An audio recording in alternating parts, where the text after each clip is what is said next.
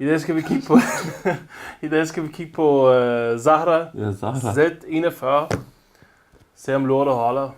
Let's do this.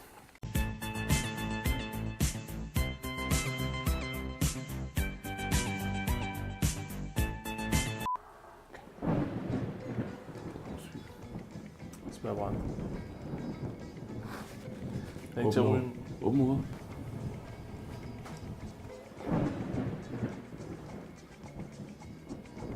Men de kan ikke vide, hvad den smager af. Nej, ikke så meget smag. Det er bare mere, om du kan ryge på den, ja. Uden at det ligner hest i hovedet. Oh yeah. Jeg købte den her pipe fra Hookah Shisha. Det er en Z41. Det er en lille model. Der er vist en, der er Z40, eller jeg kan ikke huske, hvad den hedder. Den var lidt højere. Den kommer med et glashoved. Du får slangen med. Og så har den en askebakke, hvor den er lavet til normale hundehoveder. Ja. Smager den brændt? Ja. Ventet for længe. Lad os starte med udseendet. Udseendet fejler i hvert fald ikke noget. Den er rigtig flot, og den har nogle små detaljer over det hele. Både hernede og ved kanterne. Den er meget simpel, stabil. Der er ikke så meget. Jeg synes ikke, der er noget vind, der er grimt. Nej, men hvis du skal kategoriere sådan, altså udseendsmæssigt, der synes jeg faktisk, den rammer pænt i skabet i forhold til en glaspibe, ja. Hvor du har nogle rimelig grimme modeller derude. Så synes jeg faktisk, det er en af de pæne modeller. Ja. Det ligner bare sådan en lille champagneflaske eller et eller andet, ikke? Udseendsmæssigt er den meget flot. Jeg kan ikke. Altså, den er jo pæn. Ja, du kan ikke sætte en finger på udseendet. Lad os snakke lidt om funktionaliteten, altså hvor godt den fungerer. Og hvad det er, der gør, at den er så dyr. Vi kan starte bare fra toppen af. Det er en af de glaspiber, hvor der passer hundehoveder. De fleste er omvendt, så man skal bruge en adapter til at komme normalt hoved på. Den her er ligesom indbygget sammen med tray. Den har en tray, selvfølgelig det ikke mest brugbare tray, altså du kommer ikke til at bruge den, men det er måske bare udseendsmæssigt. Jeg vil ikke stille kul her i hvert fald. Jeg kan ikke garantere for den ikke flækker. Den er tyk, der er ikke noget der, men altså, du kan måske lide ask, men... Man tager nok ikke chancen med sådan en dyr vandpipe. Du skal ikke stille kul der. Ja. Det er ikke den, er lavet til. Du kan godt lide ask måske lidt, men den er ikke lavet til, at du stiller kul der. Ventilen er fin nok. Jeg har ikke oplevet, at den hopper ud eller noget. Den fungerer fint, selvfølgelig. Den er ikke optimal. Det er ikke en, du bare kan puste ud, sådan som du har lyst. Men den fungerer. Ja, man skal bare passe på. Ja, det skal man generelt med glaspiber, ja. Ikke? Når du puster, så kan du se vandet gå op og ned. Altså. Det lige vil vise eksempel. Jeg ved ikke, om man kan se det på...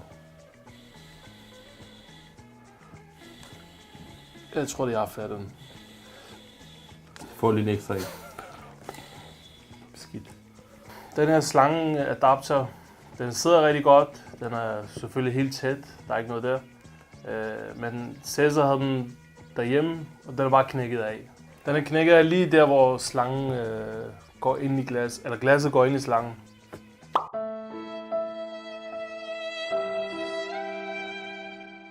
Hvorfor den er gjort det ved jeg ikke. Men igen, glas, altså det er skrøbeligt. Og det der er godt også, det er blevet, sandblæst. Men det er kun den ene side, der er sandblæst. Også her. Den er ikke... 2 sekunder. Altså selve det her stykke er ikke sandblæst. Det er kun pipen, der er. Så da jeg har hørt mange, de har sådan problemer med, at når begge to er sandblæst, så sidder den rigtig godt fast. Og så skal man næsten presse den ud, og så flækker de. Thumbs up med en side, der er sandblæst. Thumbs down til den der lort, der er knækket. Og det vigtigste ved pipen, den er lige hernede, og den kan du forklare måske. Jamen altså, de har lavet den lidt anderledes end andre vandpiber, man er vant til at se på markedet med diffuser på. Det er faktisk hele bunden, der fungerer som en flad diffuser i en rund format, altså fra ende til ende. Alle diameterne i glaspipen indvendigt er faktisk brugt som en diffuser. Altså du kan se her, at tunen der faktisk har et væs, altså den larmer overhovedet ikke. Altså på det område, der er den faktisk det bedste på markedet, hvad jeg kender til, og hvad jeg har prøvet.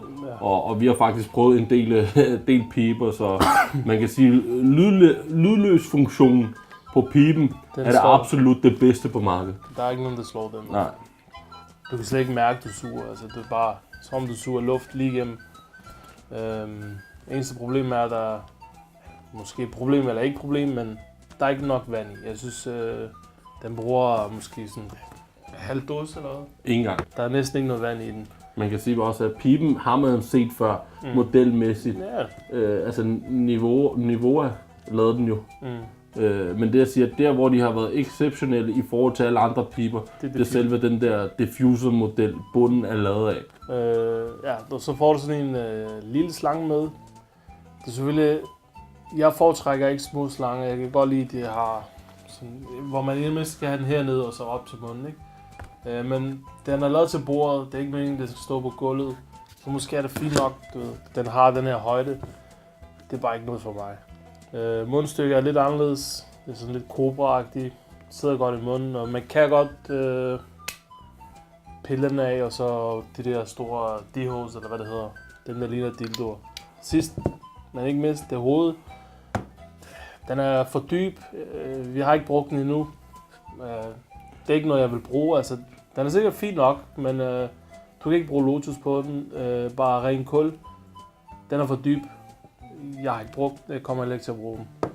Det der bundstykke, den er rimelig stabil, og den er hul nedenunder. Men du får en LED-lampe med fjernbetjening. Men det er ikke noget, jeg bruger, eller kommer til at bruge. Men du får den med, og det kan være, at du kan bruge en i din egen også. Det er en lille detalje til pipen. Ja, den. Der er nogen, der godt kan lide, at der er lidt bling-bling på. Ja, præcis. Du får dem med i hvert fald. Uh-oh, retard alert! Retard alert, class! Altså den eneste grund til at købe den her pipe, det er enten fordi man kan lide udseendet, eller så er det fordi man skal have en lydløs pipe. Men den bliver for varm, og det der er mit største problem med den her pipe. Altså, de fleste små piber har den samme problem. Selvfølgelig det er en glaspipe, men glasset bliver for varmt. Jeg ved ikke, om man kan mærke det nu. Ja, den er der ikke så meget endnu. Men det er det største problem med den her pipe. Den bliver for varm. Vandet bliver sådan lidt, hvad skal man sige, ulækkert. Altså, du kan godt mærke, at du får varm røg. Ja. Og det er for de fleste ikke særlig fed følelse af at ryge varm røv. Altså nu har jeg prøvet at ryge den både indendørs og udendørs. Jeg har en altan derhjemme, og når jeg sidder på altanen og ryger, så får jeg ikke den oplevelse af, at pipen bliver for varm. Jeg har ikke haft på samme måde, altså jeg har godt følt dig, hvor du vil hen, men jeg har ikke haft helt den samme oplevelse af for meget, fordi man kan altid lige gøre sådan her 2 sekunder, fordi jeg oplevede, at man lige kunne få det, men det er irriterende, ja. Det er irriterende. Og så kan man lige puste ud hurtigt, altså når det var, altså jeg oplevede det minimalt i hvert fald, i forhold til de gange jeg røg på den. Men jeg tror det er det samme problem med alle glaspiber, fordi nogle af mine venner har Oduman gør det også. Altså der er ikke vand, der bobler op i slangen, men det er damp. Der er hele tiden vand i slangen. Det må så være dampen, fordi glasset bliver så varmt. Jeg er ikke nogen fucking fysiklærer, jeg ved det ikke. En anden problem, jeg har med den her pipe, du kan ikke rense den. Altså, du skal ikke regne med, at du propper en børste i og renser den, fordi du kan kun komme ind til den midterste rør, og alt der er inde i glasset, det kan du ikke rense. Jeg har ikke prøvet at lægge noget i. Hvis man har en besværlig pipe, så kan man komme æggeskaller eller ris eller et eller andet sand ned i og ryste og få det rent. Men jeg tør næsten ikke, fordi hvis den ryger ind under den der diffuser, så er jeg næsten 100 på, at den ikke kommer ud. Så den er svær at gøre ren, og når man har røget færdig, så bliver man bliver nødt til at gøre den ren. Jo. Altså, du kan ikke bare lade den stå, fordi efter et par måneder, så vil det lige lort, ikke? Man bliver nødt til at gøre den ren, lige efter man har røget. Og lige efter man har røget, så er den varm. Altså man kan sige, at i realiteten det eneste, du kan gøre, når du gør den ren, det er at tage den her ud, og hælde noget vand igennem, hælder vand ud, og så hælder noget vand igennem. Så har du faktisk gjort den ren. Altså, så man kan sige, det er lige til, men du kan ikke lave en detaljeret rengøring på piben. Det har du ikke mulighed for. Ja. Altså problemet er, at du skal gøre den ren lige efter du har røget, men den er så varm, at jeg tør ikke at proppe den under vandhanen. Altså lige snart jeg har røget, jeg tør ikke at bare tage hovedet af og så skylle den, fordi næsten garanteret på, at den flækker. For den bliver men det skal også sige, at du er en tøs. Lige nu faktisk, den er ikke varm. Ja. Det giver ikke mening. Den er ikke varm, men jeg tror det er fordi, vi ikke sidder og suger som hest. Den er ikke varm lige nu. Og igen, vi har ikke fået slagt vand i slangen, fordi den er ikke varm. Men hvis du sidder og ryger alene, sidder og ser en film, og du bare sidder og suger, så bliver den varm. Når du er røget færdig, du kan ikke gøre den ren, fordi den er varm. Så du skal tage hovedet af, og lige lade den køle af i 2 minutter, og så kan du skylle den. Altså, min generelle holdning til den her pipe, det er, at det er en ganske udmærket pipe. Altså, hvis du tager karakterskalaen 1-10 i forhold til andre glaspiber, så synes jeg faktisk, at den ligger på en 9'er. Det eneste, der faktisk trækker den her pipe ned, synes jeg, det er prisniveauet, som ligger i den høje ende. Og så at den kan blive lidt varm, men det har mange glaspiber problemer med. Og så kan den få lidt varm damp op i slangen, når du har røget på den i et lille stykke tid. Men overordnet set, så har den rigtig mange fine funktioner også. Den er rigtig flot udseendsmæssig, den er dejligt behagelig at rode på, og så er den absolut lydløs. Yeah. Inden for den funktion, der er den faktisk den bedste på markedet. Samme. Altså, du har sagt det, jeg skal sige. Det eneste, der irriterer mig, er vand i slangen, fordi den bliver varm, og svær rens. Jeg kan ikke vide, hvordan den ser ud om halvt år. Nej. Altså, hvis der er meget kalk i dansk vand, så hvis den bliver totalt forkalket eller bliver grim, du kan ikke gøre den ren. Rimelig svært. Det er det eneste minus, der er på den. Hvis jeg skulle give den karakter, så ville den ligge på 7-8. Det er ikke noget. Altså, det er ikke noget for mig.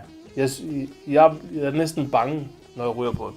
Altså, nej, er det mere flæk? Nej. Det er sådan med vandpiber generelt. Altså, vandpiber, der er lavet af glas, de er bare sådan mere skrøbelige end alle andre piber. Men det tror jeg også, man er klar over, når man køber en glaspibe, ikke? Præcis. Og hvis man ikke er det, så skal man være det. Følg ind med på Hugge Danmark. Jeg har min egen Facebook-gruppe, hvor jeg smider nyheder op. Billeder, memes, alt muligt, og lidt om min webshop. Den hedder bare donpipe.dk. Følg med, smid en like og se, hvad der sker. Jeg tror ikke, der er mere. donpipe.dk. Yeah. Oh yeah. Yeah, det var det. Let's do this. Knuckles. Ses. Den koger, mand. Det er det, jeg siger. Sygt. Let's do this. Præsenter. Du må gerne. Velkommen til Tuna Ses. I dag skal vi anmelde den her... Lille frækket. Ja. Du ved ikke, hvad den hedder, eller hvad? Nej. jeg skulle lige kigge, var det Zala eller et eller andet? Det er Aisha. Hvad?